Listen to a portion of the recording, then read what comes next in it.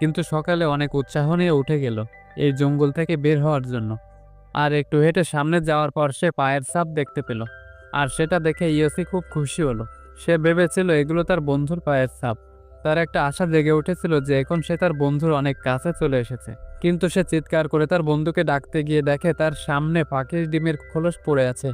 আসলে ইয়োসি আগের দিন এখান থেকে যাওয়ার সময় যে ডিম দুটো খেয়েছিল সেই ডিমেরই খোলস ছিল এটা। তাই ফায়ার ছাপটা অন্য কারো নয়, ফায়ার ছাপটা ইয়োসির নিজেরই।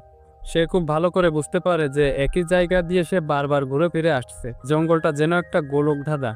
এভাবেই তার অসহায় অবস্থায় দিন কাটতে থাকে এবং একসময় সে মানসিকভাবে ভেঙে পড়তে থাকে।